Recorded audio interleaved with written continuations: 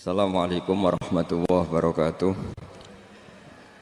Bismillahirrahmanirrahim. Nahmaduka ya ghafuru ya syakuru. Masalli wa sallim barik ala sayyidina maulana Muhammadin wa ala alihi wa sahbihi asma'in nama ba'du.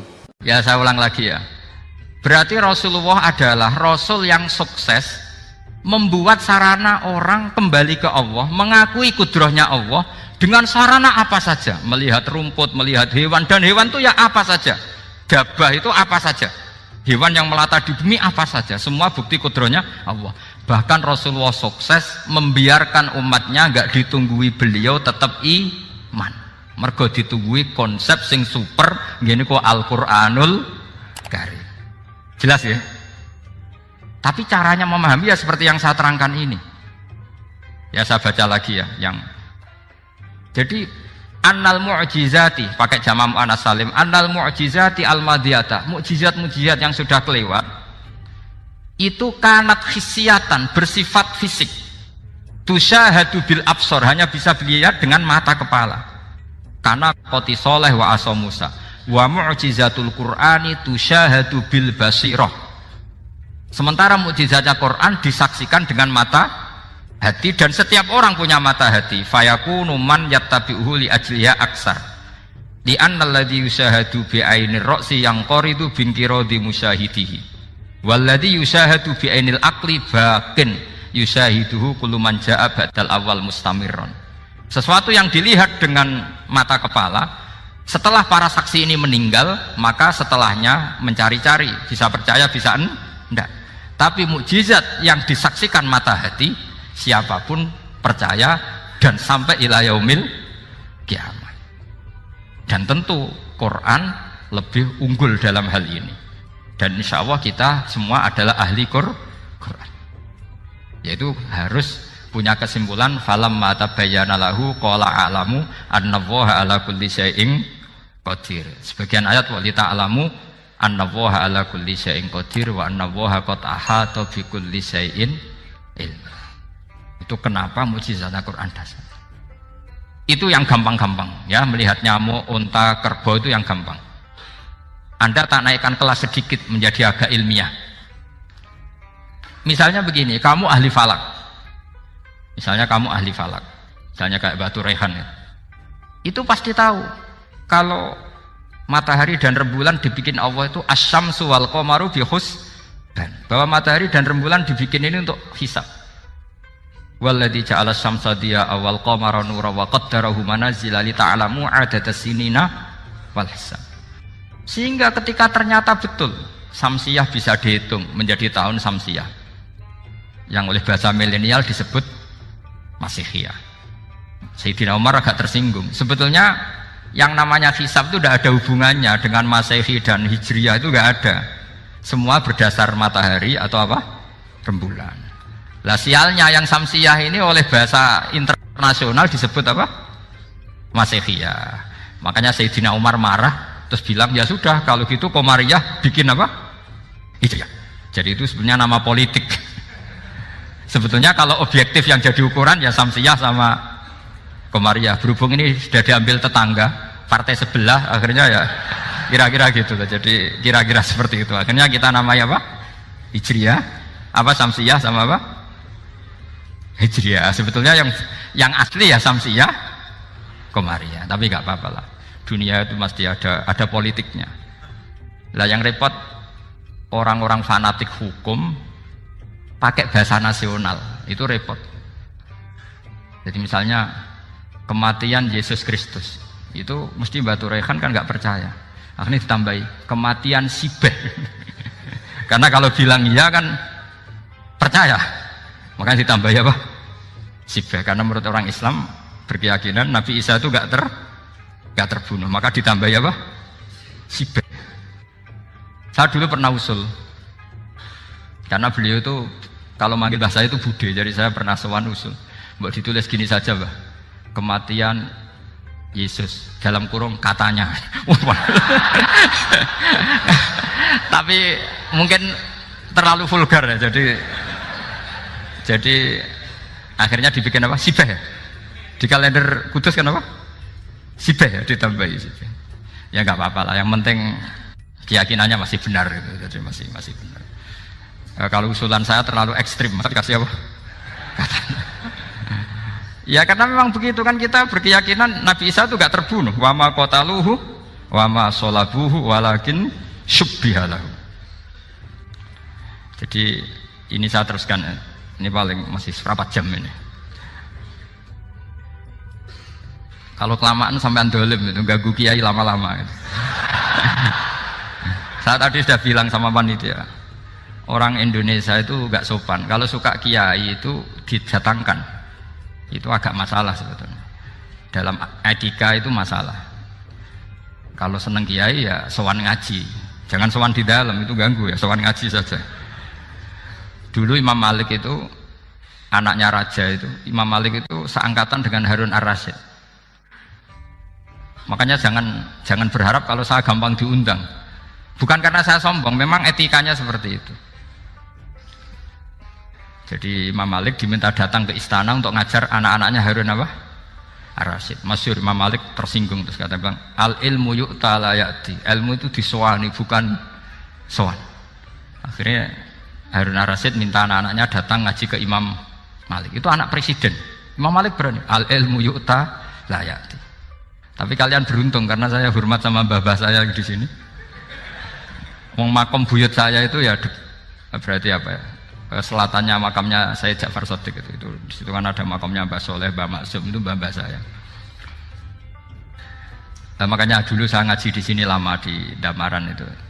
Maksudnya lama itu ya mungkin setahun.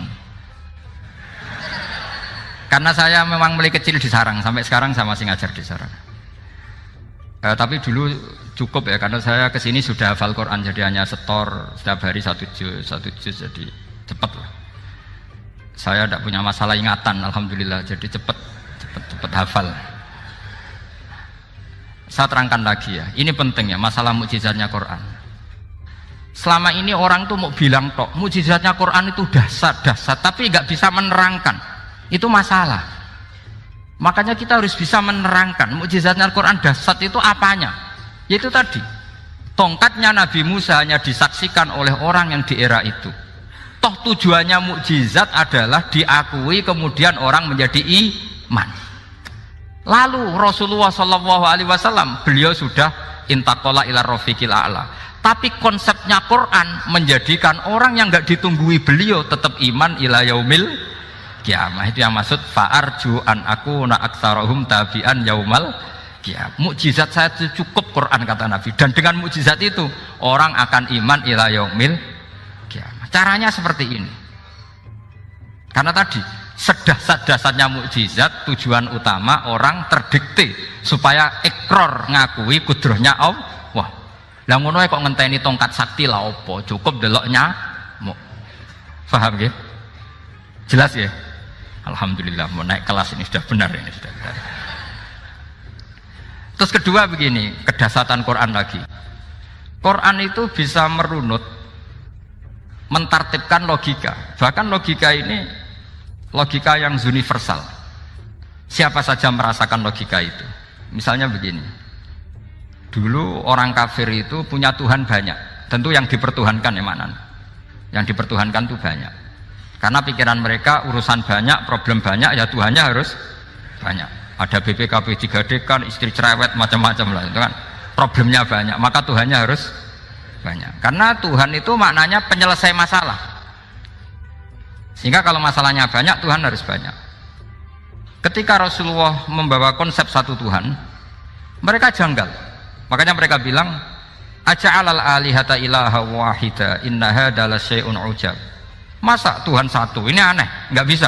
Tuhan harus banyak, karena masalah kita banyak. Itu terpatri, di otak mereka terpatri. Lalu Nabi dengan santai diajari Allah menerangkan. Andaikan kalian punya majikan banyak dan perintahnya beda-beda, kamu suka enggak? Ya enggak suka, mat, enggak enak. Punya majikan banyak itu udah enak. Milih mana majikan banyak sama satu? Satu aja, mat. Tuhan kamu adalah majikan kamu. Kalau banyak kamu bingung. Ya mat, satu aja mat. Itu segampang itu. Jadi menggiring, Tuhan itu kan bos kita, tuan kita. Kalau banyak berarti yang memerintah kita banyak dan bisa konflik bos-bos kita ini karena berebut anak buah tadi. Akhirnya mereka, kalau kamu punya majikan banyak dan perintahnya beda-beda, semuanya minta dilayani, kamu pusing enggak? Ya pusing, Mat. Minta mana? Majikan banyak sama satu? Satu saja Muhammad. Ya Tuhan kamu adalah atasan kamu, maka harus satu. Mereka faham. Oke, Mat, Tuhan satu. Itu yang dimaksud dorobawaw matalar rojulan fihi syuraka umutasyakisuna wa rojulan salamal lirojul hal yastawiyani masalah. Langsung alhamdulillah. Karena mereka yang paling bodoh pun faham dengan logika itu, faham. Kalau Tuhan banyak, perintahnya banyak, kita repot. Maka Allah bikin satu masalan, yaitu rojulan fihi syuraka umutasyakisuna wa rojulan salamal dirojul. Satu lelaki, satu bos, satu perintah. Kayak apa mudahnya Allah. Kemudian mereka tetap menuhankan Lata, Hubal dan Uzza karena mereka dipertuhankan. Sebenarnya nggak pernah Tuhan tapi dipertuhankan. Allah memberi contoh itu sederhana sekali. Wa daraballahu mathalar rajulaini ahaduhuma abkam la yaqdiru ala syai'in wa huwa kallun ala maulah aina ma yuwajjihu la ya'ti bi khair hal yastawi huwa may ya'muru bil adl.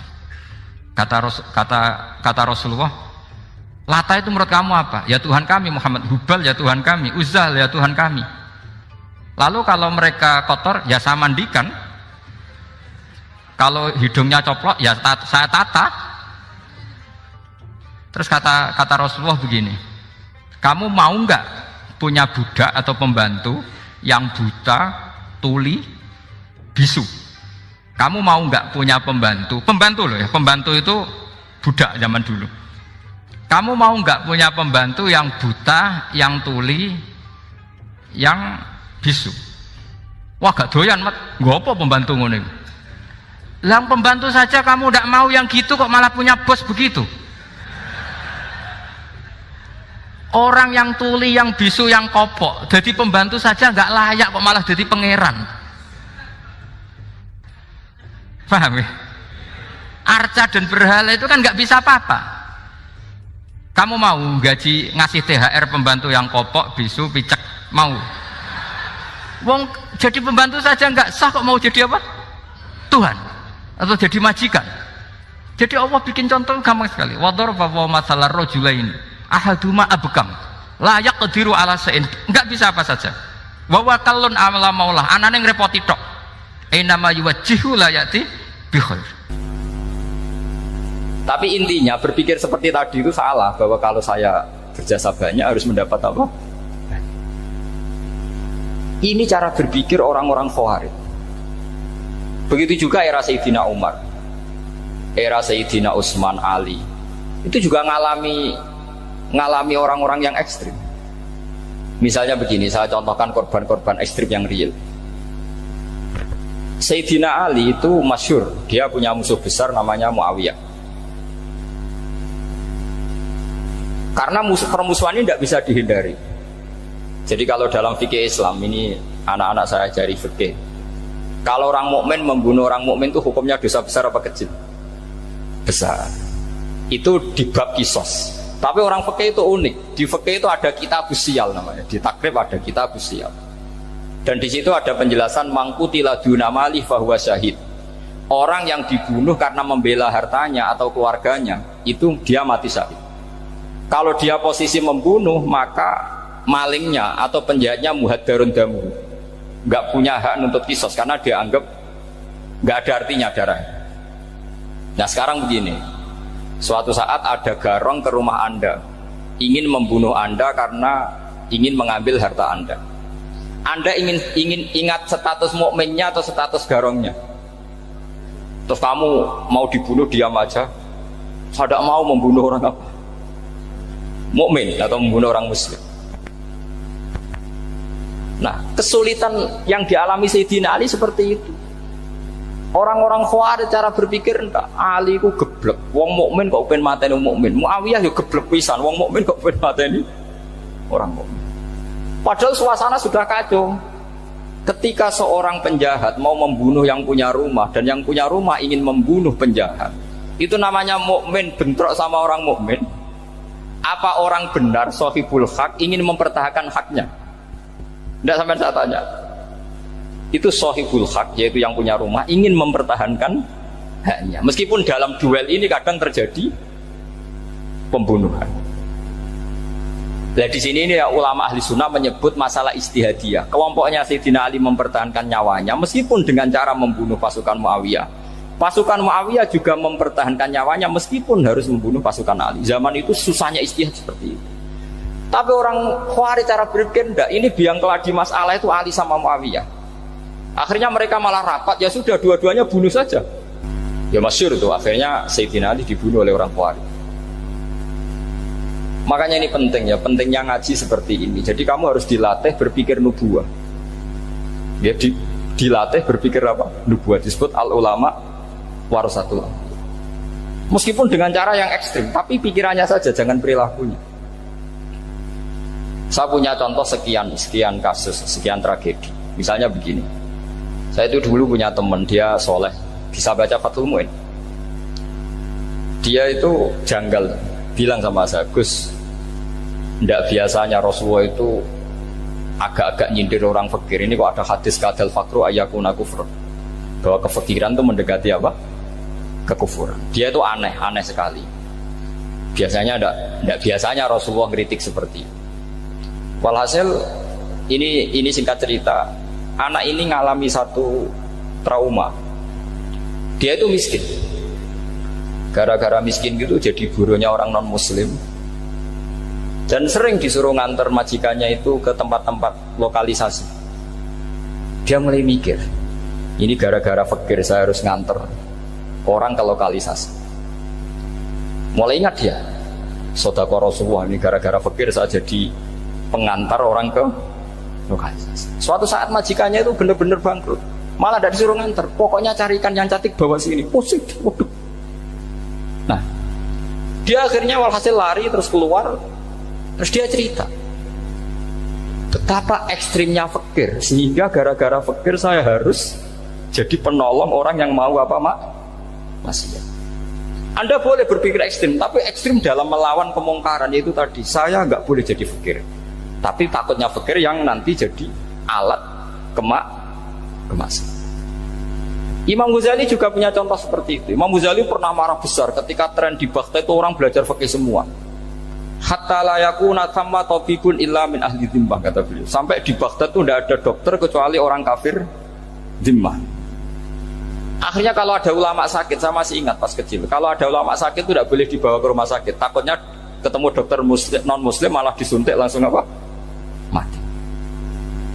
Akhirnya ulama saat itu berfatwa, orang Islam harus ada yang jadi dokter. Banyaklah gus-gus yang sekolah ke dokter. Yang masyhur ya seperti Sahal bin Abdul Fattah. Itu dulu putranya Ki Fatah yang menolong Mbah Mahfud saat sembunyi. Saking idolakannya Basal, anaknya dinamakan Sahal, tapi dia jadi dokter spesialis bedah. Begitu seterusnya urusan negara.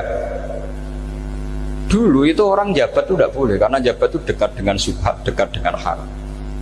Tapi gara-gara pejabatnya non muslim, kalau bikin aturan ya ala non muslim. Ulama akhirnya sadar, andikan kita yang jabat pasti tidak seperti itu. Bisa bikin perda ini, bisa bikin pelaturan begini yang menguntungkan Islam. Nah, jadilah banyak pejabat yang sekarang muslim. Tempat-tempat maksiat diobrak-abrik sama Satpol PP macam-macam. Kita untung. Tapi kalau orang-orang Khawarij pikirannya pokoknya pejabat itu dekat dengan haram, dekat dengan syubhat. Padahal dengan kita jabat bisa bikin perda atau apa yang menguntungkan Islam. Kemudian menjadi masalah baru secara fikih. Ini adik-adik dengerin biar kulino senam fikih. Kalau caleg soleh, misalnya Mas Nadif nyaleng, ini tadi tak guyoni, mau jadi bupati ndak, kalau ya mau usah dukung. Jadi misalnya gini ya, Zaid sama Bakar, misalnya Bakar itu orang soleh, mau jadi calon lurah. Dia tahu kalau dia lurahnya kampung lebih baik. Kalau yang jadi ini Zaid, itu kampung itu rusak karena dia suka dugem, suka macam-macam. Kemudian Zaid ini pasti jadi karena beli suara. Misalnya per kepala itu dibeli 50.000. Bakar ini kalau nggak beli suara kalah. Padahal dengan kalahnya Bakar artinya kemenangan kemungkaran. Itu zaman era Fathul Mu'in, muridnya Ibnu Hajar Al-Hitami. Ibnu Hajar muridnya Abu Zakaria Al-Ansori itu fatwa. Yang soleh ini wajib beli suara, bukan boleh, wajib beli suara. Nah, tapi ini namanya tidak nyuap, perlu dicatat. Ini namanya tidak nyuap. Jadi tidak bisa kamu kaitkan misalnya ar-rosi wal murtasi finnar. Yang nyuap maupun yang menerima suap adalah sama-sama di neraka. Tidak bisa seperti itu, karena logikanya dibalik. Sekarang Bakar ini beli suara itu untuk membeli kebenaran, untuk mengawal kebenaran. Zaid beli suara untuk menopang kebatilan. Berarti namanya Bakar ini penyuap atau pembeli kebenaran? Pembeli kebenaran. Ya, harus dibedakan. Nah, ini pentingnya ulama. Memang nyatanya seperti itu. Yang dikatakan nyuap, riswah itu adalah membayar uang li'ibtolil haqqi, untuk membatalkan kebenaran atau membenarkan kebatilan, itu namanya nyuap. Tapi kalau mengeluarkan uang untuk menghakkan barang hak dan membatalkan barang batil, itu namanya uang perjuangan. Nah, ini pentingnya mikir. Jadi ulama itu mulai dulu sudah berhati. Nah, sekarang sudah banyak orang-orang khusyuk yang biasa di masjid khusyuk. Kalau ditanya zaman akhir rusak kabeh, wong soleh-soleh wis nyuap. Kalau orang soleh ini tidak nyuap, ya tidak jadi. Kalau nggak jadi, mereka nggak ada yang jadi DPR, nggak ada partai Islam, habis malah Indonesia. Saya itu punya kenalan banyak pakar-pakar di Jakarta. Itu cerita saya, Pak Bahak. Indonesia itu solusinya gampang. Kita ini punya Bali, punya Batam. Itu kalau Bali dimakaukan, Batam dikayakan Hollywood. Amerika kaya itu bukan karena hebat, pornografi dijual, tinju di Nevada itu dijual, di Las Vegas dijual, apa saja dijual. Kalau tidak kaya itu gimana? Sementara Indonesia mau aur-auran gitu, sukan partai Islam. Sebenarnya Indonesia gampang, kalau ingin kaya Bali itu dikayakan Hollywood atau dikalahkan Makau jadi kota judi, Batam dijadikan kaya Las Vegas. Itu transaksinya pasti triliunan. Orang kamane wong muda dijual, judi dijual, orang tinju dijual. Tapi gara-gara ada partai Islam, nyari rumus solusi ekonomi itu yang tidak seperti itu, akhirnya kangelan, akhirnya rapati suka. Tapi barokah, tetap barokah partai apa? Yang menangnya caleg-calegnya rata-rata ya beli. Kalau tidak beli habis. Saya bukan menghalalkan nyuap, tidak. Kalau nyuap tetap haram ila yaumil qiyamah. Tapi kalau suratul masalah seperti ini kamu mengatakan suap, itu beda. Ini suratul masalah yang tidak ada kaitannya dengan suap. Asal lawannya batil ya, kecuali lawannya sama-sama hak. Dua calon di kampung itu soleh sama soleh. Ini yang soleh bayar nggak boleh, karena siapapun yang jadi soleh itu nggak boleh. Makanya kalau cari musuh yang dolim biar halal ya. Iya, saya pernah ditanya seorang dosen, Gus, saya ini kalau baca sejarah perang Badar atau perang Uhud, yang saya tidak terima itu satu. Kenapa setiap ghanimah harta orang kafir dan istrinya orang kafir kok disita orang Islam, dan yang perempuan jadi amat kemudian juga digauli orang Islam, yang hartanya orang kafir juga jadi asetnya orang Islam, kok kayak garong? Dia tanya seperti itu sama saya. Terus saya jawab, kalau sampean ada garong dan kemudian bawa senpi, senjata api, kemudian garong Anda, penjahat Anda lumpuhkan, ya senpi itu harus Anda kembalikan. Monggo penjahat ini kagungan jenengan beto wangsul, karena ada milik Anda, harus dikembalikan. Wah, tidak bisa Bapak, kalau saya kembalikan pasti dipakai jahat lagi, dipakai kriminal lagi.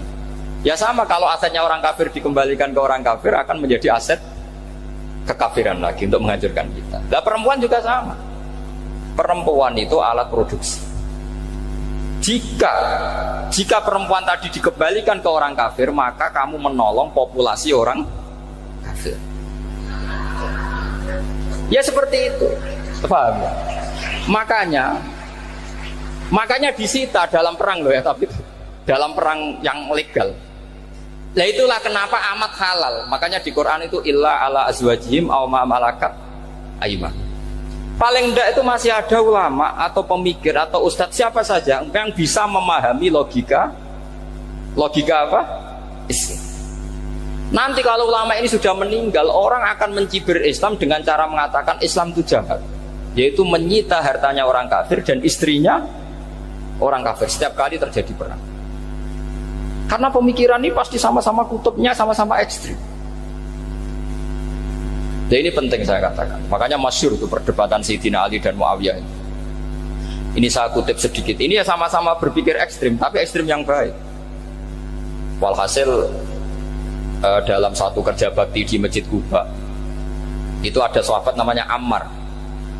Ini di depan umum, ini penting. Kalau dalam ilmu hadis di depan umum ini penting, karena nanti menjadi mutawatir. Beda dengan hadis yang Nabi ngendikan sama 1-2 sahabat, namanya hadis ahadi. Di depan umum Nabi guyon gini sama Ammar, ya Ammar waihak atuluka alfiatul baghiyah. Ammar, kamu ini nasib kamu itu agak sial. Karena nanti yang membunuh kamu itu kelompok yang tidak benar. Alfiatul baghiyah itu kelompok yang tidak benar. Itu disaksikan sekian sahabat. Walhasil suatu saat Ammar ini ikut perang dan ikut pasukannya Ali dan terbunuh oleh pasukannya Muawiyah. Seneng Ali. Walhasil Ammar ditemuin sama Ali. Ya Muawiyah, al-ana dhuhara bi anna fi'ati haqqun wa fi'ataka baghiyah. Sekarang kelihatan siapa yang benar. Saya yang benar, kamu yang salah. Kenapa? Karena Ammar kelompokku dan terbunuh oleh kelompok kamu. Padahal kata Rasulullah yang membunuh Ammar adalah kelompok yang salah. Tapi Muawiyah pintar sekali, dia jawabnya gini, laula kama kutila Ammar. Ammar terbunuh karena bela-belain kamu. Kalau kamu tidak nyuruh dia perang juga gak terbunuh kan. Jadi kamu ikut andil, terbunuhnya siapa? Ammar. Tapi apa kata Sayyidina Ali? Idzan qatala Rasulullah Hamzah. Kalau teori itu Anda pakai, Rasulullah pun membunuh Hamzah. Sekarang Hamzah perang karena suruhan siapa? Rasulullah. Yang membunuh Hamzah siapa? Wahsy. Kalau teori itu Anda pakai, berarti Rasulullah pun membunuh Hamzah. Terus fasa kata Muawiyah, Muawiyah diam. Jadi fikih pun tuh diputuskan lewat pikiran ekstrim. Tapi bukan ekstrim yang merugikan orang lain. Ya, kalau merugikan orang lain namanya sudah la dororo wala dirar, dia menyalahi aturan itu. Makanya saya pernah ngaji di sini dulu ketika tahun kemarin. Fikih-fikih Islam itu punya rumus, itu ya gara-gara pikiran ekstrim sebetulnya. Saya pernah nyontohkan adalah orang tuh kalau sholat jenazah itu mayitnya di depan. Itu ulama fikih tidak ada yang punya alasan. Mau hanya bilang gini, hakadha wajadna salafan wa khulafan. Mulai dulu kalau nyolati mayit ya jenazahnya di depan. Ya hanya gitu saja, tidak punya alasan.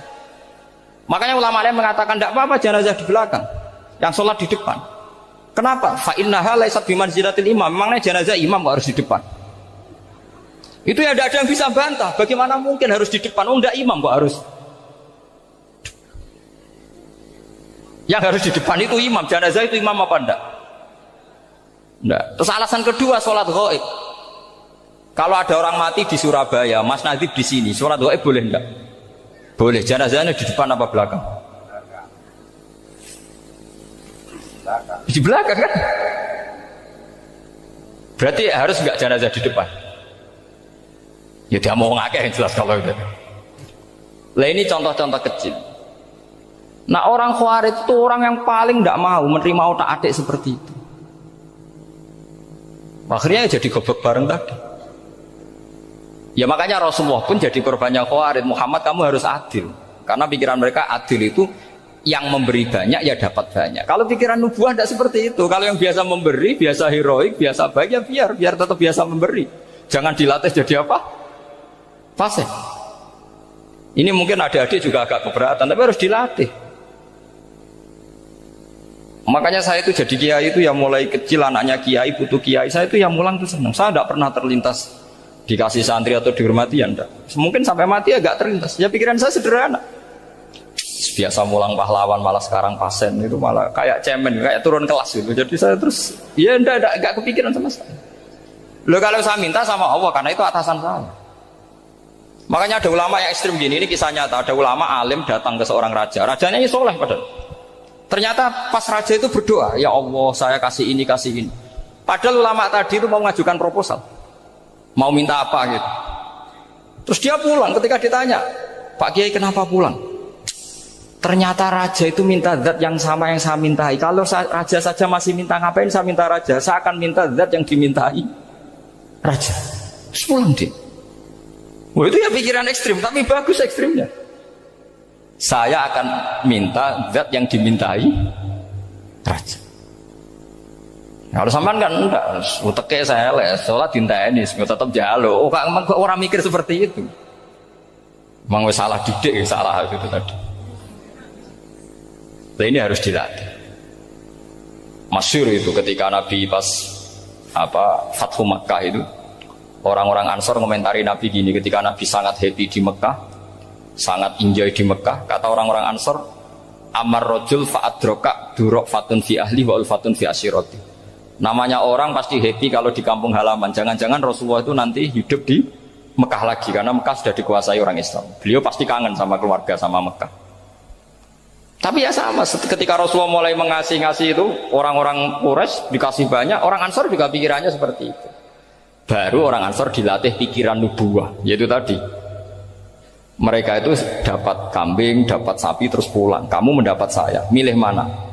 Milih Rasulullah Shallallahu Alaihi Wasallam. Sekarang kamu saya balik. Kamu punya kiai, kamu bisa memberi hadiah, memberi beliau.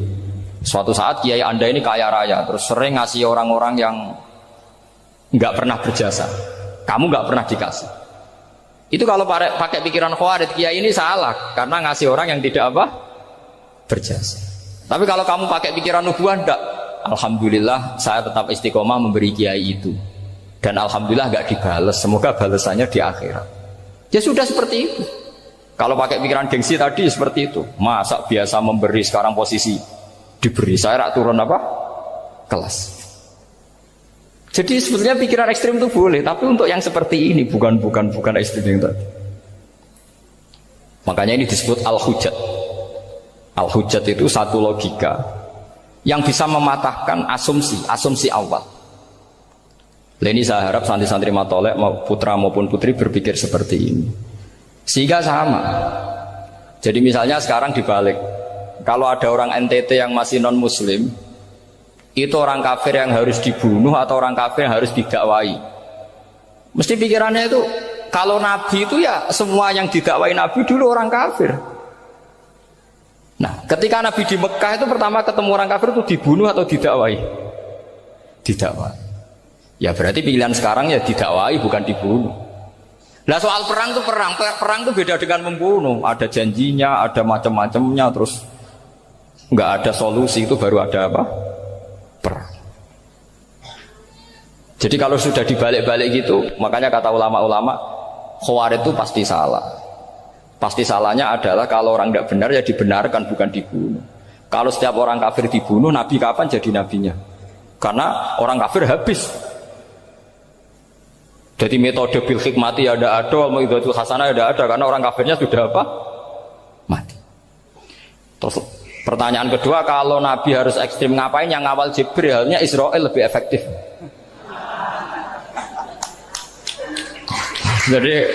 Jadi kalau sama-sama ingin ekstrim, Nabi itu nggak usah dikawal Jibril, kan tidak efektif kan? Harusnya yang ngawal itu siapa? Israel. Kan nggak repot gitu. Nah, jadi saya mohon ini saya cerita. Jadi korban pikiran ekstrim itu bukan siapa-siapa. Pertama itu Rasulullah. Akhirnya Rasulullah menjelaskan, ya beginilah cara berpikir nubuwah. Jadi saya kira demikian. Nanti mungkin kalau ada tanya-tanya, ada pertanyaan. Yang jelas kalau seputar ekstremitas itu bisa latihan. Ya, sebenarnya bisa latihan di fikih. Karena fikih ini cerminan dari pikiran ulama. Ini cerminan dari pikiran ulama yang tidak tekstual. Ya, seperti gini ya. Tasaddaqa Rasulullah so'an min tamrin au so'an min aqidin. Ketika zakat fitrah itu Rasulullah mengeluarkan satu sok tamar. Tamar itu kurma. Kalau menurut tekstual berarti zakat fitrah harus pakai kurma. Tapi semua ulama sedunia mengatakan kuti ahlil balad. Artinya dalam konteks Indonesia ya pakai apa? Beras. Berarti kata tamar diganti kot, diganti apa? Kot. Jadi orang itu jangan diajak goblok bareng. Masa Nabi ngendikan tamar harus apa? Tamar. Makanya saya pernah debat. Pak Nabi itu cingkrang. Kenapa orang-orang itu rata-rata tidak cingkrang? Saya bilang, Nabi itu hidupnya di Mekah. Kenapa Anda hidup di Indonesia? Iya, Nabi itu hidupnya di Mekah. Terus saya tanya lagi, Nabi itu hafal Quran, kamu udah hafal? Saya hafal Quran. Kalau cingkrang gampang, karek ngetok kata saya. Ya, kalau ada sunnah Rasul, Nabi hafal Quran enggak? Hafal kan? Berarti kalau ikut sunnah Rasul, hafal Quran. Jangan cingkrang tok, ya hafal apa? Ya sama poligami juga gitu yang tadi diceritakan Mas Nadif itu. Nabi itu poligami setelah Khadijah meninggal. Apa mereka mau nunggu istri pertama meninggal? Kalau ingin persis loh, kalau ingin persis nunggu istri pertama meninggal. Ah iya. Nggak mau juga kan? Ya biasa saja lah. Pokoknya yang dihalalkan syariat ya kita bilang halal, yang diharamkan kita bilang apa? Nggak usah sok suci sunnah Rasul. Saya punya banyak cerita. Abu Bakar itu dulu sering menghindari sunnah Rasul. Dulu Rasulullah itu kalau ada orang minta ya dikasih. Ketika era Abu Bakar bikin Baitul Mal. Ketika ditanya ini zaman Rasulullah tidak ada. Kata Abu Bakar, huwa Rasulullah. Beliau itu Rasulullah. Mau gak dimanage ya negara tertib. Umar bikin pasukan. Pasukan itu diangkat negara. Kalau dulu zaman Nabi yang ikut perang bahaya, yang tidak perang namanya munafik. Era Umar tidak, militer itu ditunjuk. Ya digaji pakai Diwanul Murtaziqah. Ketika ditanya kenapa tidak kayak Rasulullah, huwa Rasulullah. Mau tidak tertib pun tetap negara stabil. Karena ada karismanya. Jadi kadang-kadang dalam banyak hal itu kita malah tidak boleh persis Rasulullah karena kadang banyak khususnya. Yaitu contoh yang paling masyhur di fikih ya kayak Nabi itu nikah 9 itu khususnya. Dalam strategi juga sama. Dalam strategi memanage negara juga sama. Banyak sahabat yang punya ide yang zaman Nabi itu tidak ada. Ketika ditanya kenapa tidak persis Nabi, katanya huwa Rasulullah. Ya Rasulullah itu meskipun seperti itu, meskipun tidak tertib secara rasional, tetap dikawal wahyu. Makanya negara baik-baik saja. Kalau saya ini hanya Abu Bakar, kalau enggak ya repot. Umar ya sama, bikin Diwanul Murtaziqah. Utsman juga sama, di-manage negara. Sayyidina Ali juga di-manage. Kalau Nabi enggak. Tapi enggak apa-apa karena ada karisma. Sampeyan tak cerita nih masalah zakat yang masyhur. Orang paling bakhil sekalipun, paling kikir sekalipun itu zaman Rasulullah bayar zakat. Karena pikirannya setelah zakat dikasihkan Rasulullah mendoakan. Khudh min amwalihim shadaqatan tutahhiruhum wa tuzakkihim biha wa sholli alaihim inna sholataka sakanul lahum. Era Abu Bakar enggak. Sorry ya Abu Bakrin, dulu kita zakat sama Rasulullah karena didoakan beliau. Kamu hanya Abu Bakar, saya tidak mau zakat. Ya sama lah seperti orang dipimpin ulama-ulama karismatik. Orang dipimpin Badullah itu tidak usah metai, santri sudah nurut. Dipimpin Usman Nazif, gak bikin pelaturan, habis pondok. Kalau tidak ngancam, gak gini, ditakzir, gak gini, habis. Zaman Badullah dehem tok santri wedi. Mas Nazif dehem enggak ada. Nah, makanya Rasulullah itu tidak banyak bikin pelaturan. Rasulullah itu kalau mau perang itu hanya bilang sahabat, saya besok ditantang Abu Sufyan di sini. Saya mau perang. Itu sahabat ikut semua. Orang melihat wajahnya, melihat karismanya sudah tertarik ingin menyelamatkan beliau. Kita tidak akan ridho Rasulullah keluar sendiri. Kalau Abu Bakar ya enggak. Pertama Abu Bakar pidato sudah sopan.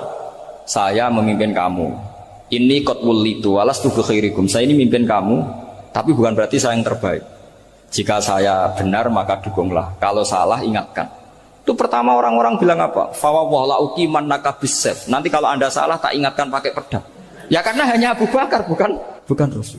Jika diatur lah, ini ada militer, ada pengawal, ada Baitul Mal. Era Umar lebih modern lagi, ada Diwanul Murtaziqah, ada macam-macam. Ya Rasulullah nggak ada. Nah sekarang orang sidik-sidik muni sunnah Rasul, padahal ada sunnah Rasul yang khasnya Rasulullah sebagai nubuwah. Khasnya Rasulullah sebagai apa? Nubuwah. Coba Nabi itu istrinya 9, semuanya cerita tentang tahajudnya Nabi, witirnya Nabi. Apa kira-kira Mas Nadif kalau punya istri 4 ceritanya tentang tahajudnya Mas Nadif? Kan enggak. Nah, jadi saya mohon, sebetulnya pikiran-pikiran ekstrim itu karena enggak mau belajar. Enggak mau belajar. Kalau mau belajar itu kata Imam Ghazali itu dalam kitab Imla, Al-Imla fi Iskalatil Ikhya itu. Fal ma'ani awsa'u minal ibarat. Yang namanya ma'ani itu awsa'u apa? Minal ibarat. Jadi yang fal ma'ani awsa'u minal ibarat.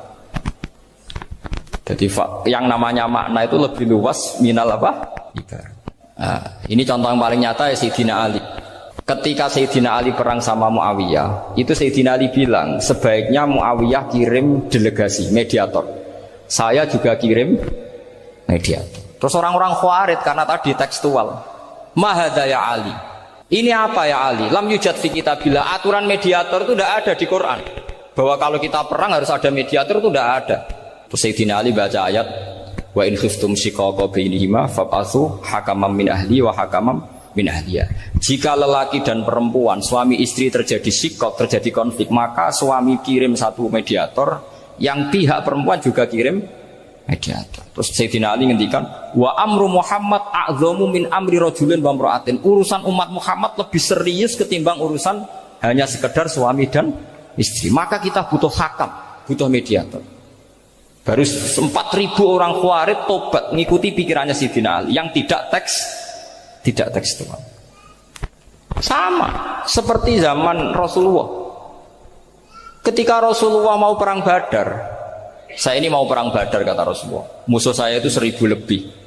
Kalian hanya 313. Apa kita teruskan? Itu sahabat langsung bilang gini, saya itu hafal teksnya.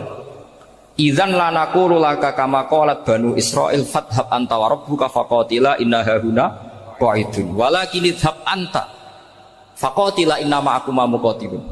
Ini kelihatan sekali bahwa para sahabat sudah ada tekstual.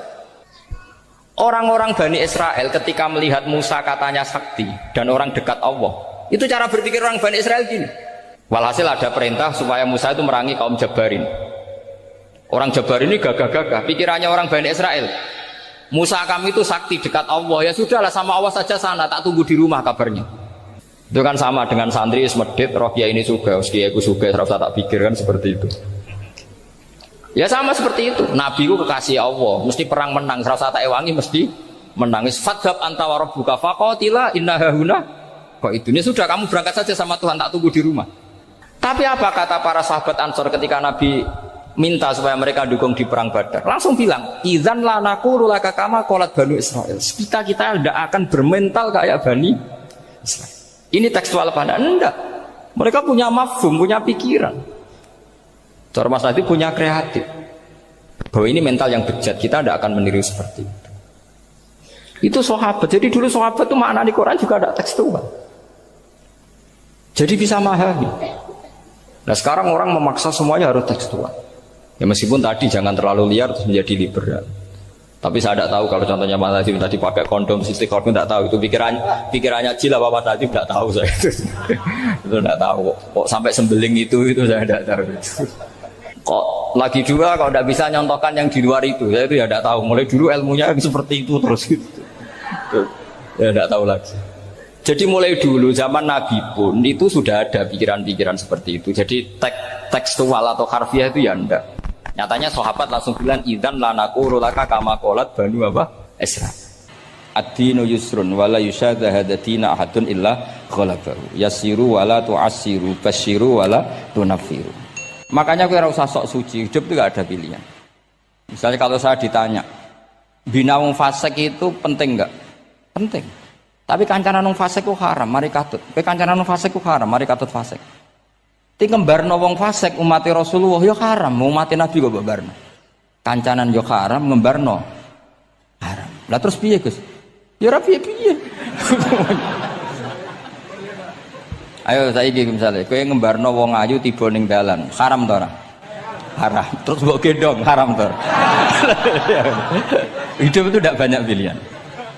Jadi dilema dari guru-guru dilema.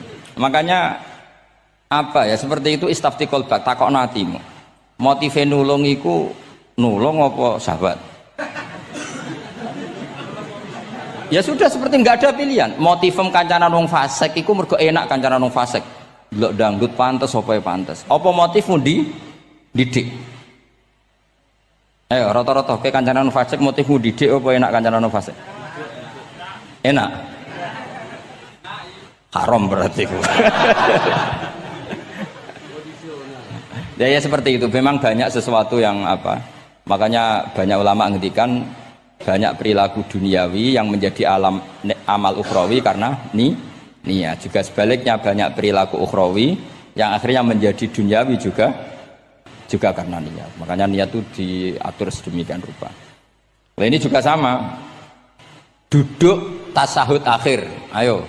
Duduknya dulu, duduk tasahud baca sholawat. Itu satu paket. Makanya al-atase wal asir wal hadi asar at-tasahud wa qu'uduhu wa sholat ala nabi sallallahu alaihi wasallam. Fatasahudu mongko te tasahud wa qu'uduhu lan lungguh tasahud. In aqobahuma lamun ana sing maca akibat tapi sami nggih. Lamun mungkasi utawa nyusuli huma ing tasahud lan qu'ud apa salamun salam iku ruknani berarti rukun karone. Jadi tasahud yang diakhiri salam itu berstatus rukun. Berarti tasahud awal berstatus sunnat karena tidak diakhiri salam. Jadi nak wonten tiyang traweh kok 4 rakaat langsung salam itu enggak bisa dikatakan batal karena statusnya tasawuf awal nopo sunat. Yeah. Tapi kalau traweh itu sudah monggo kalau traweh itu sudah menjadi alamiah, jadi biasanya ulama berdebatnya begini, ini dengerinnya. Kata taraweh itu alamiah apa implementasi dari Qiyamul Lail? Ayo jawab. Traweh itu alamiah apa implementasi dari Qiyamul Ramadan? Kalau kamu katakan Qiyamul Ramadan, maka ada orang traweh langsung 4 rakaat tanpa tasahud awal, harus kamu katakan sah karena tasahud awal berstatus sunnah. Tadi kan dikatakan tasahud yang wajib itu yang diakhiri salam, berarti tasahud awal sunnah. Di mana-mana kalau sunat boleh ditinggalkan. Yeah. Tapi ada ulama yang agak ekstrim mengatakan begini cara berpikir, tarawih itu alamiah. Alamiah artinya yang dikatakan tarawih, yang dikatakan tarawih adalah sholat 2 rakaat dengan 1 salam. Paham ya? Artinya kalau 4 rakaat dengan 1 salam itu namanya tidak tarawih. Paham ya? Makanya seperti itu tuh ya gak usah diperdebatkan. Seperti gini, sampean kalau sholat witir aku yakin akeh sing batal, cuma pangeran maklumi. Aku yakin akeh sing batal tapi pangeran maklumi. Jadi disahno, kenapa sah? Dimaklumi Allah Subhanahu wa taala tadi. Kamu kalau witir kan 2 rakaat dulu. 2 rakaat setelah itu. Sekarang pertanyaan saya, ketika 2 rakaat kowe niat tembi. Wong niate witir kok genep. Ya kan? Apa? Lah pertanyaannya begini, ketika rakaat ini minal witri, kemudian orang ini ternyata nggak nerusno sing sak rakaat, itu sah sebagai witir apa sholat biasa? Loh ada nih gue, murid temu beling-beling ya, modelnya itu mau rasa ya. Tapi ya apa gak zaman akhir ya sahabat. Ndak, ketika 2 rakaat itu jenenge sholat witir apa ndak gitu saja pertanyaan. Orang oleh ngeper, jawabnya ngono tok. Ketika 2 rakaat itu witir apa enggak? Tidak.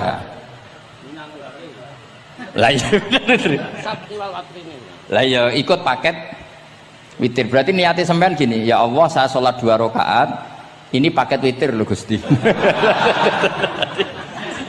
Makanya shollu sunnatan rakaat ini minal witri. Jadi seperti itu kan bingung kita. Nah sekarang begini, ndak ini latihan fikih karena saya pengajar fikih. Kalau ada orang sholat, ya saya ulang lagi ya. Ada orang misalnya begini, ada orang sholat, terus sarungnya itu pas sampai dengkul, sampai lutut. Kalau dia rukuk pasti jengking pupune ketok. Iku batale ngenteni wis rukuk apa mulai pertama batal? Enggak jawab saja. Apa? Ketika rukuk apa mulai berdiri sudah batal? Ketika rukuk. Awas eleng-eleng ya. Ndak ini undian berhadiah. Itu di Asbawan Nadhair itu ada pertanyaan gini. Lalu yang dikatakan sholat itu apa? Yang dikatakan sholat adalah satu aqwalun wa af'alun muftatahatun bitakbir muhtatamatun. Nah, lalu ketika dia rukuk itu batal. Batal yang batal apanya itu Pak? Wong dia belum berbentuk sholat. Berbentuk sholat itu kan kalau sudah absolut sampai salah. Yang batal itu apanya? Wong sholatnya erong kasil lah. Bingung tuh sampai mesti. Jadi makanya pertanyaannya itu apa ya? Fikih itu kadang ya sudah seperti itu memang angel. Makanya kalau kamu melihat perempuan itu di takrib itu melihat perempuan yang ajnabiyah itu haram kecuali untuk sekian hal, termasuk mulang muamalah. Terus ngopi dia ke muamalah repot. Sekarang pertanyaannya, kamu ngopi demi melihat apa melihat untuk ngopi? Nggak jawab. Lah anak niatnya ngopi, mestinya kan brewok lah ya di ngopi ini kan gitu. Cek bakule brewok, cek bakule komisen. Kopi enak. Nah yang kira-kira agak haram itu mesti begini. Saya sama Habib Ali jalan ke Jakarta terus ngantuk ngopi. Kebetulan bakule ayu insya Allah halal karena orang niat. Nak sampean kan gak apal. Wah sing pojok kono wae. Wah itu mesti haram itu tak jamin itu. Goblok ngopi kok ning kene ning kono wae. Kalau saya sama Habib Ali enggak. Jadi ya mlaku-mlaku ngantuk ngopi. Kebetulan bakule ayu. Ya terus mungkin wong soleh ya cepet ya ini bahaya ini. Nak pas umat soleh ya gitu, kalau enggak pas wah cocok ya. Lah mulai ngomong cocok itu masalah kan. Makanya pertanyaannya itu yang halal itu nadhar li taklim apa taklim li nadhar? Apa? Nadhar mbok kowe sing muni. Jadi itu masalah-masalah fikih memang. Makanya kalau berteman orang fasik itu hati-hati ya. Kalau itu kamu lihat umatur Rasulullah Sallallahu Alaihi Wasallam yang perlu kamu selamatkan, yang perlu kamu bina, jenenge tarbiyatul fasik, membina orang fasik. Tapi kalau kamu memang bermental fasik, ini namanya mualah, berkawan sama orang fasik. Itu hukumnya langsung rubah. Kalau mualah ya haram, kalau tarbiyah sunnat atau bahkan wajib. Lah takok bedane piye? Gus, ya takokno awakmu. Ya sudah seperti itu, enggak ada jawabannya sudah. Sengko nang akhirat fayunabbi hukum bima kuntum tak malun. Sengko apa piyambak sing apa menghisab. Pun kula terusno ya. Wa illa fasunnatani. Wa illam yaqib huma salamun fasunnatani. Terus ini aturan pokok fikih sebenarnya wa kaifa ada jaza. Sebetulnya aturan duduk itu enggak ada. Kamu duduk gaya apa saja itu sah. Wa kaifa ada lan hale kaya apa lungguh sapa wong jaza mengko wenang apa ikilah kuut. Terus tenggene lungguh teng napa?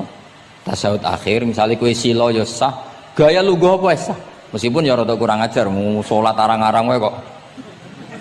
Tapi secara hukum sah. Jadi misalnya wonten wong desa terus kadang tasawuf akhiru sikile rada mlekang, kadang wis pokoke wa kaifa ada jasa. Jadi pentingnya ngaji ngeten iki paling gak nglahirno husnudzon. Bahwa aturan duduk itu enggak ada. Misalnya aja mentang-mentang sampean khusyuk lungguhe bener terus nek ana lungguh rontok metintang sithik, wah iki gak sah. Gak tau ngaji. Kowe sing ora tau ngaji maca wa kaifa ada jaza. Aneh-aneh. Kowe sing ora tau ngaji wa kaifa ada jaza. Enak ora tau ngaji malah nuduh. Iso wae sing lungguhe ora bener ku wali malah lara wae. Meskipun agak-agak ya ora. Ono wali kok lungguhe ngono. Tapi nek misale wali tenan kualat sampean. Wa kaifa ada jaza. Terus hukum itu penting. Sehingga kalau sampean haji tenggene Mekah niku salat itu mau macam-macam. Kula sing nganti saiki iskal tapi wis ora iso protes. Niku lho, Beb. Wong kuat ngadeg nggawa kursi, nak salat kok lungguh. Nak teng Indonesia wong salat lungguh ora ngentosi bener-bener lemah. Ning Arab gak kuat nggawa kursi. Salate lungguh. Engko nak ngarep iku sofa kosong, kursine digawa. Ya lungguh meneh. Batinku lho nggawa kursi ngalor idul kuat kok salate. Nak teng Jawa iku anggere ngape mati cek salat ngadeg. Kursine enteng. Jadi ya kalau mboten ngerti nih. Ada lagi yang orang Arab, mungkin Arab Bedui. Itu kalau ada yang nelpon, itu teleponnya dijupuk. Jap soli.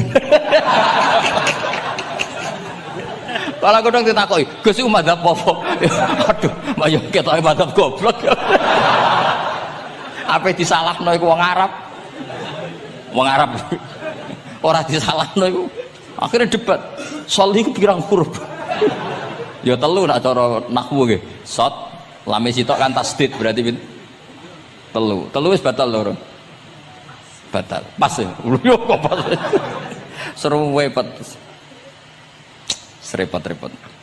Sementing sampean ngerti ya terus salat iku wa kaifa ada jasa. Terus ngerti ngaten iki niati ben husnudzon mbek umat Rasulullah sallallahu alaihi wasallam. Nek sampean gak ngerti ilmu iku gampang suudzon.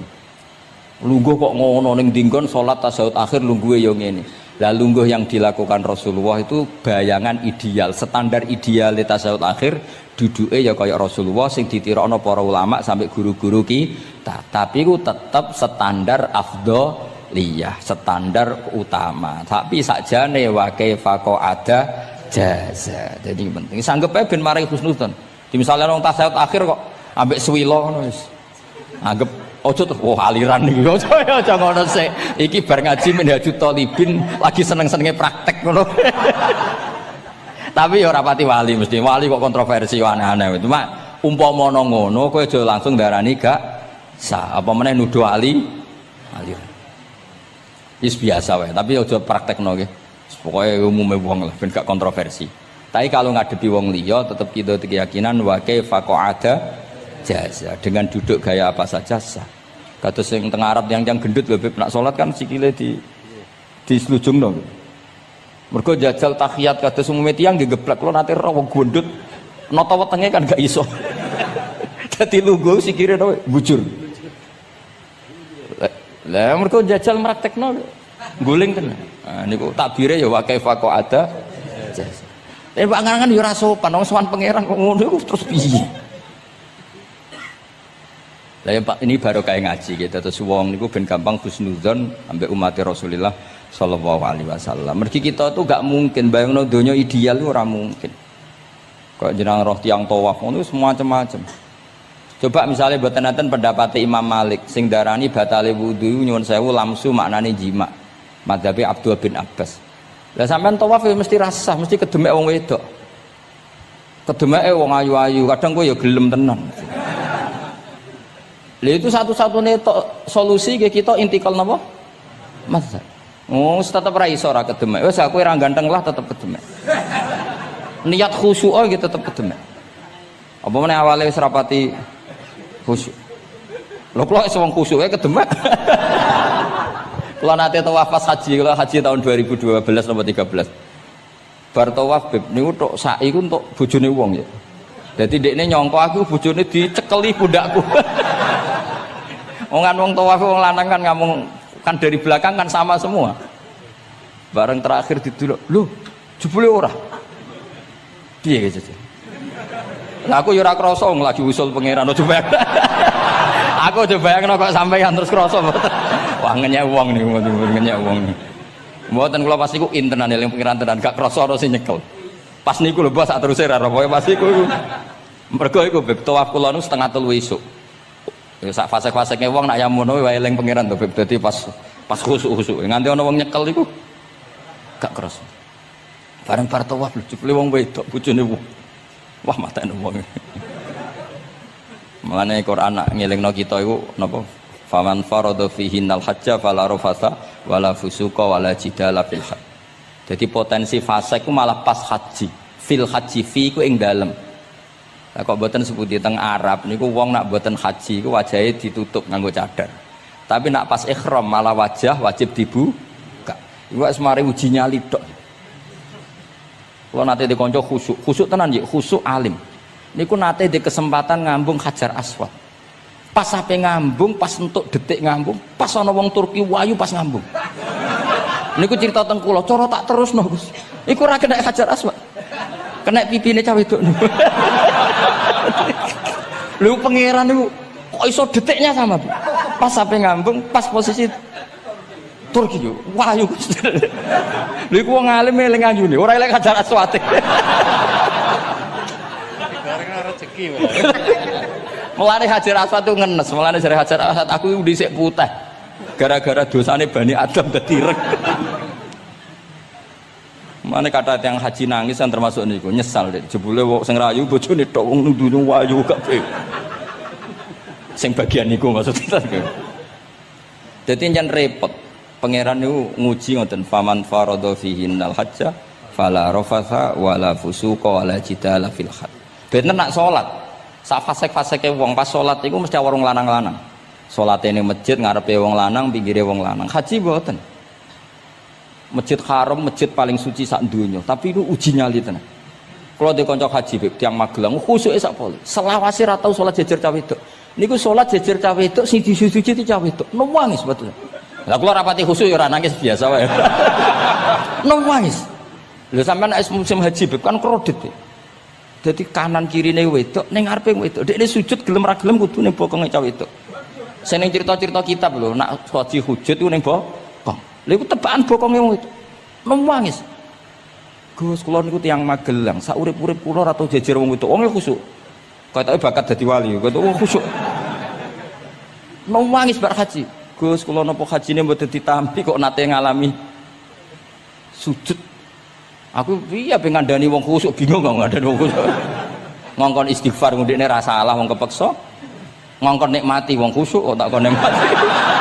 Lho cara sing takok sampean. Aku meni gayamu. Jawabnya gampang, cara sing takok sampean jawabnya gampang. Nggih piye? Paling gayamu apa? Iki sing takok wong khusyuk. Ya akeh sing takok sampean ngono gayamu. Sing takok niku tiyang khusyuk mek nangis tenan nyesel. Memang haji itu unik, makanya Allah ngikatkan fala rafatha wala fusuqa wala jidalu fil hajj ing dalem pas nglakoni. Mencen uji. Jidal kaya ngoten. Ana wae sing mari muring-muring. Wis niat khusyuk, niat sabar bebe. Ono wis sing marai muring-muring. Memang ujian betul. Lho kula nek wis kecelok wong gak gampang muring-muring. Wis terkenal lah nek kula seneng guyon ra gampang muring-muring. Nate badhe niku Beb. Romyu tanggal 11. Umume haji Indonesia rak koblas zawal. Melok Beb teng rombongan tiyang niku. Wareng tok Mina wonge diding-diding. Iki ajaran napa Romyu kok koblas zawal? Nabi ku ora tahu. Romyu koblas zawal. Nabi mesti Romyu ba'da zawal. Ngamuk-ngamuk. Sakjane kula niku mboten mutawif, kula mboten kaji gaet, mboten kaji tenan nganggo dhuwit. Nak gaet diamuk wajib meneng ya. Engko iso di PHK nak kan. Akhire kula ngomong ngene. Akhire kula dijono Pak Bak sampe sing ngadepi. Ya Nabi ora tau Romyo qobla zawal tapi ora tau ngamuk-ngamuk koyo kowe ya. Mangkel opo. Lah ya Nabi ora tau Romyo qobla zawal tapi ora tau ngamuk-ngamuk koyo kowe ya ngono.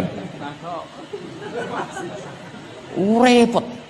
Akhirnya aku wah jari kaji oleh jidal wah akhirnya iya bodoh jidal raiso Kang pemene ngajak bojo wis geger tok kula di kanca ngajak bojo sing kancane sitok ngajak bojo wong Jogja Beb. Nah bojo sitoke niku isuk-isuk gekno teh sing lanang isuk-isuk gekno teh kopi sing di bojo ora gawekno teh wong wedok apike ngono maksude jawabe sing wedok lha piye ijolan.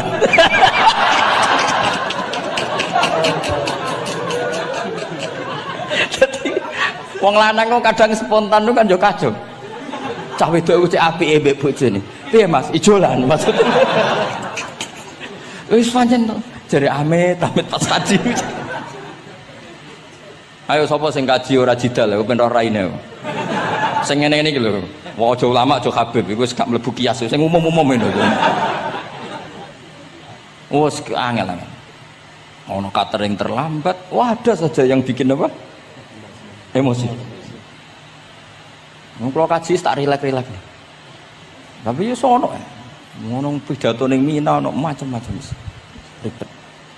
Itu fil hajj. Allah memang dari awal memperingatkan potensi maksiat itu justru fil hajj ketika musim haji. Pemene wae perkara dam wis macam-macam. Mun kula terusno sing penting kaidah teng salat wa kaifa qa'ada jaz. Kados wingi Imam Rafi'i dawaken salat sujud mau cukup watul jabha. Niku nggih guling-gilingan ben gak gampang suudzon mbek tiyang lintu. Nah, kita piyambak ndak akan mempraktekkan itu. Kita tetap sujud melibatkan 7 anggota. Cuma nak ana sing ngono gak gampang suudzon. Wong bar ngaji minhajud dalibin. Dadi ana gunane lah. Wa kaifa qa'ada jaza. Jadi duduk dengan gaya apa saja berstatus sah. Ya, duduk dengan gaya apa saja berstatus sah. Tapi saya ulang lagi, tentu kita tidak mempraktekkan itu. Kita duduk tasyahud awal gederekno para guru, tasyahud tsani gederekno para guru. Cuma status hukum wa kaifa qa'ada jaza. Dengan duduk gaya apa saja sah. Karena kita tidak pernah tahu. Ana wong duduke mingkrang jebule mbok salahno, mbok takokno jebule udunen kan ya ora roh. Salat kok modele ngono ku model apa? Jebule wonge napa? Udunen utawa wonge bar digi panjen sikile ra iso ditekuk bareng mbok amuk salat kok ujug-ujug bar gipan lho gipan Kan tidak pernah tahu, makanya ini butuh perangkat hukum. Jadi wong alim butuh itu khazanah hukum supaya agama ini luas. Ad-dinu yusrun wala yusyadahadatina ahadun illa ghalabahu. Yasiru wala tu'assiru, basyiru wala tunaffiru. Mun kula terusno. Wa yusannu lan den sunatno fil awali ing dalam tasawuf awal apa al-iftirasu lugo iftiras. Mun sampean ngerti niku. Faya jlisu ala ka'bi yusrahu wa yansibu yumnahu wa yadau atrafa asabihi lil qiblah. Wa fil akhir at-tawarruku wa kal iftiras lakin yukhriju yusrahu min jihati yamini wa yulsiku warikahu bil ardi. Ini ora usah diterangno nggih karena apa? Ya sudah pokoknya seperti yang sampean praktekkan, itu yang tasawuf awal jenenge napa? Iftiras, yang tasawuf tsani jenenge tawarruk. Ora usah diterangno malah dimanani malah bingung sama. Wal asah yaftarisul masbuk wasahi. Nah, meskipun imam itu tasawuf akhir, masbuk tetap bergaya tasawuf awal karena masbuk tidak diakhiri salam karena dia nanti berdiri lagi. Nah, kalau sedikit mau cerita masbuk bahwa agama ini proses. Ya saya ulang lagi, agama ini proses.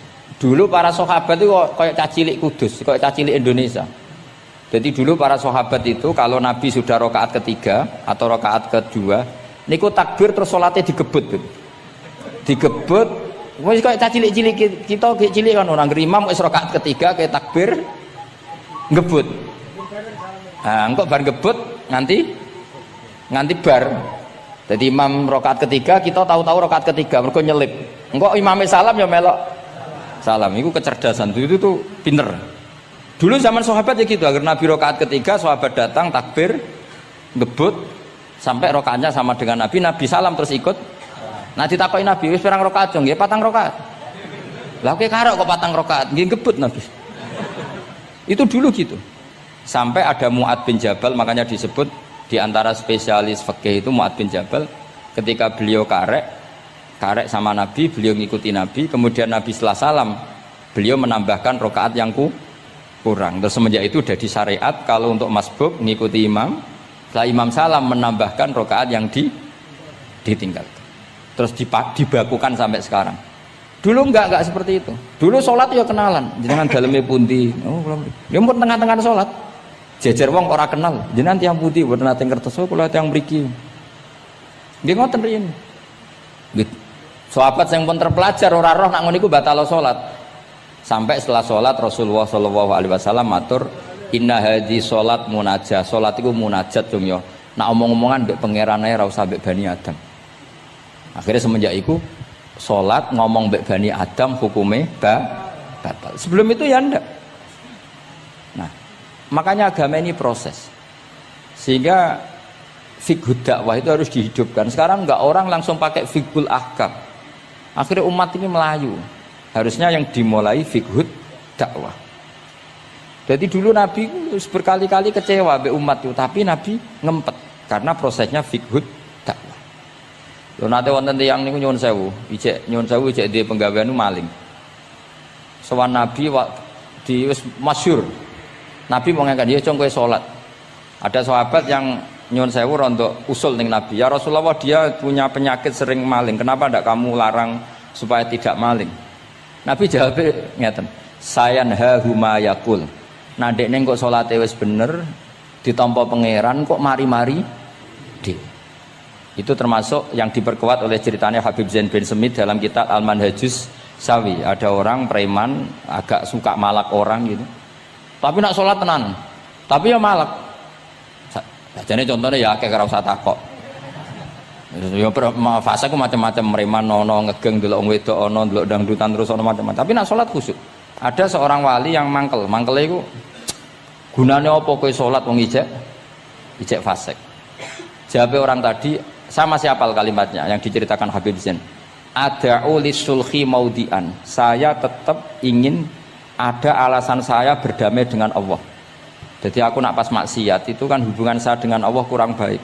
Maka saya tetap akan menjaga 1-2 perilaku saya yang saya menjaga perdamaian dengan Allah. Istilahnya dalam bahasa Arab ada'u lisulhi maudian. Saya tetap punya sisi musolahah berdamai dengan Allah.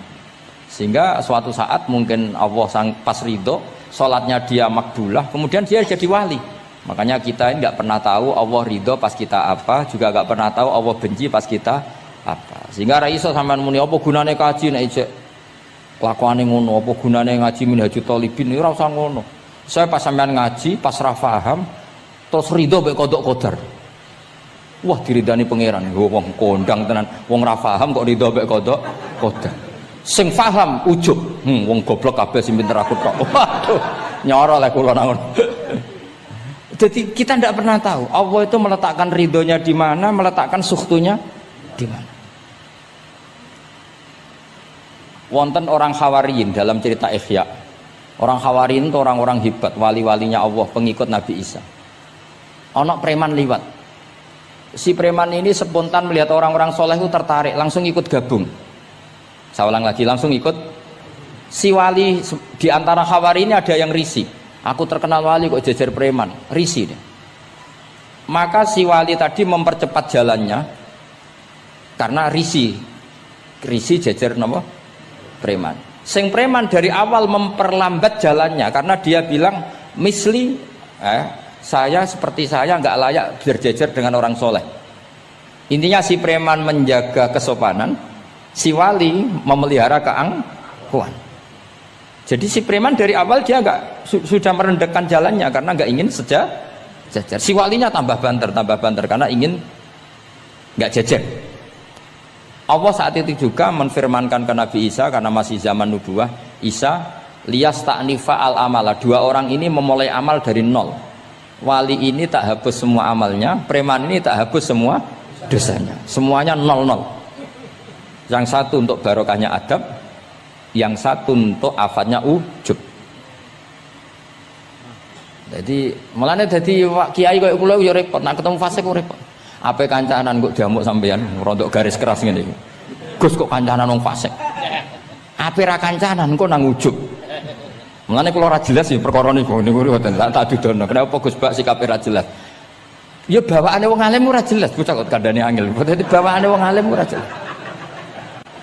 Tapi ora jelas ya wow, karena ape kancanan wong fasik engko kancanan wong fasik kok dadi syariat ya ndak mungkin. Sok suci ya ora. Nah, makanya didawakan Allah laisa laka minal amri syai'un au yatuba alaihim au wasi. Jadi wong fasik kok potensine di sepuro pangeran, tapi ya potensi disiksa pangeran. Nah, delok potensi di sepuro kita oleh ngancani, nah delok potensi disiksa kita ora oleh. Masalahnya kita ndak tahu. Nggih, masalahnya kita ndak tahu. Delok tengene cerita-cerita wali. Wong sowan Sunan Bonang iku nggawa gula salam templek ra mesti dadi wali.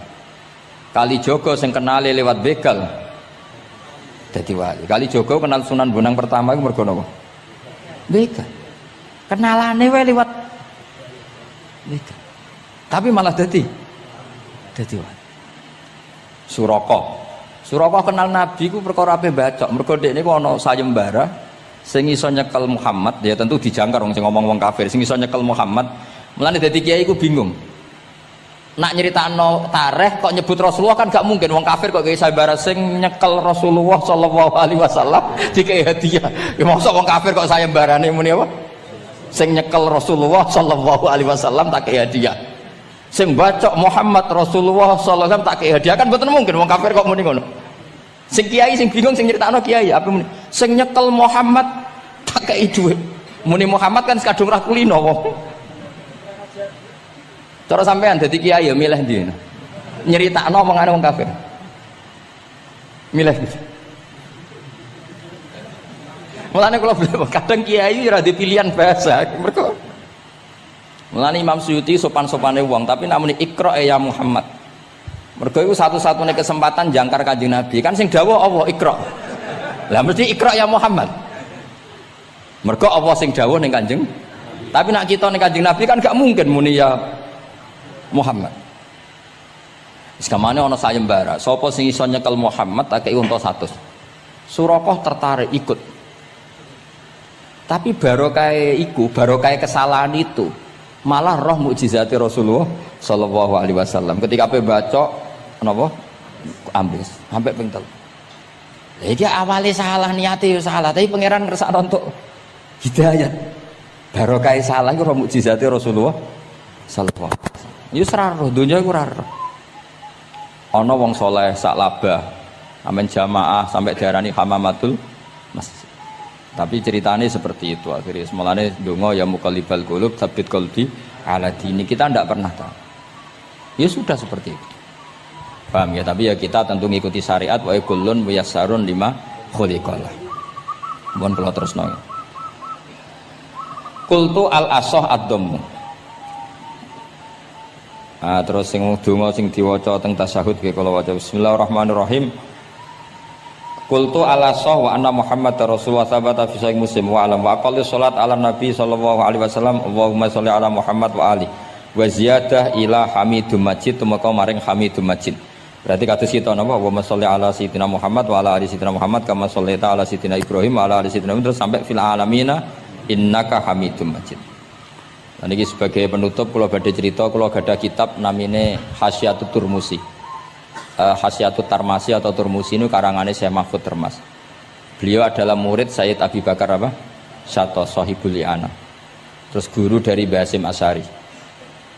Beliau teman dekatnya Habib, mbahnya Habib Anis. Berarti Anis bin Alwi bin Ali. Jadi temannya Sohibu Simtiduror. Itu beliau cerita tahiyat itu adalah perwujudan dari dialognya Allah kalian Kanjeng Nabi. Terus ketika Kanjeng Nabi dugi Sidratil Muntaha, ya, ketika dugi napa? Sidratil Muntaha, Nabi maos napa? At-tahiyatul mubarakatus sholawatut thayyibatu lillah. Mun Nabi mandek terus dijawab kalian Allah, assalamu alaika ayyuhan nabiyyu wa rahmatullahi wa barakatuh. Allah mandek. Terus Kanjeng Nabi niku mboten kepengin saking senenge teng umate bahwa kebahagiaan itu hanya untuk beliau. Saking sayangnya teng umate. Terus ditambahi assalamu alaina wa ala ibadillahi sholihin. Jadi niku barokah